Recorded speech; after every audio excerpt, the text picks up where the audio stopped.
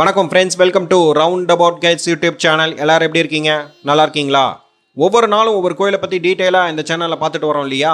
இன்னைக்கு நம்ம பார்க்க போகிற திருக்கோவில் கும்பகோணம் மகாமக குளத்திற்கு அருகில் உள்ள அருள்மிகு அபிமுகேஸ்வரர் திருக்கோவில். இந்த கோயிலை பற்றி டீட்டெயிலாக தெரிஞ்சுக்கலாமா? இந்த கோவிலில் தான் மிக உயரமான பைரவர் சிலை உள்ளது. நவக்கிரக சன்னதியில் இது மிகவும் வித்தியாசமானது. 8 கிரகங்கள் ஒரே உயரத்தில் இருக்க சனி கிரகம் மட்டும் உயரம் கூடுதலாக இருக்கிறது. இது ஒரு நோய் தீர்க்கும் தலம். ஏனெனில் இங்கு நெல்லி மரமே தலவிருட்சம். நெல்லிக்காய்க்கு பல நோய்களை நீக்கும் சக்தி உண்டு. இக்கோவிலில் நெல்லிக்காய் படைத்து தானம் செய்தாலே நோயற்ற வாழ்வு வாழலாம். கும்பகோணம் மகாமகத்தின் போது குளக்கரையில் காட்சி தரும் 12 தெய்வங்களுள் ஒருவர் அபிமுகேஸ்வரர். இவர் தேங்காயாக இருந்து லிங்கமாக மாறியவர். இந்த கோவிலில் பைரவர் சிலை முக்கியமானது. மகாமக கோவில்களில் 12லும் உள்ள பைரவர்களை விட இவர் உயரமானவர். யோக தட்சிணாமூர்த்தி ஒரு கால் மடித்த நிலையில் அமர்ந்துள்ளார். சனிதோஷம் உள்ளவர்கள் இக்கோவிலில் வழிபடுவதன் மூலம் பிற தோஷங்களும் நீங்கிவிடும் என்பது நம்பிக்கை. சனிக்கிழமைகளில் இவருக்கு எல் தீபம் ஏற்றி வந்தால் நன்மைகளை பெறலாம். அம்பாள் அமிர்தவல்லி நினைத்த காரியத்தை நடத்தி தரக்கூடியவள். அபிமுகேஸ்வரர் சன்னதியின் முன்பு உள்ள துவாரபாலகர்கள் நடராஜரை போல நடனமிடும் நிலையில் உள்ளது குறிப்பிடத்தக்க அம்சம். இக்கோவிலின் தல வரலாறை பார்ப்போம்.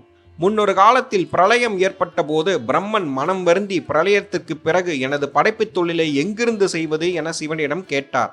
சிவபெருமான் அவரிடம், நீ இப்போதே பல புண்ணிய தலங்களிலும் உள்ள மணலை எடுத்து அமுதத்தோடு சேர்த்து பிசைந்து மாயக்கும்பம் ஒன்றே செய். அதில் அமுதத்தை நிரப்பு. அனைத்து ஜீவராசிகளுக்கும் விதையாக விளங்கும் சிருஷ்டி பீஜத்தை அதனுள் வெய். அதன் மீது ஒரு தேங்காயை வெய்.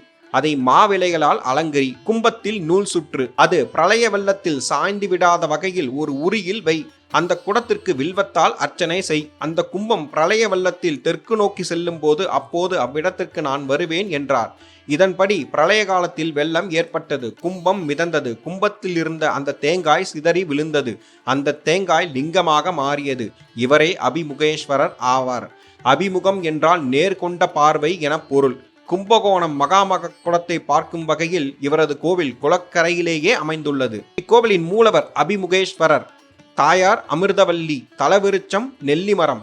தீர்த்தம் மகாமக குளம். கோவில் திறந்திருக்கும் நேரம் காலை 7 மணி முதல் 12 மணி வரை, மாலை 5 மணி முதல் இரவு 8 மணி வரை திறந்திருக்கும். இக்கோவில் கும்பகோணம் மகாமக குளத்தின் கீழ்கரையில் இந்த கோவில் அமைந்துள்ளது. அருகிலுள்ள ரயில் நிலையம் கும்பகோணம், அருகிலுள்ள விமான நிலையம் திருச்சி. மீண்டும் ஒரு நல்ல பதிவில் உங்களை சந்திக்கிறேன். இந்த வீடியோ உங்களுக்கு பிடித்திருந்தால் லைக், ஷேர், சப்ஸ்கிரைப், கமெண்ட் செக்ஷனில் கமெண்ட் செய்யவும். நன்றி, வணக்கம்.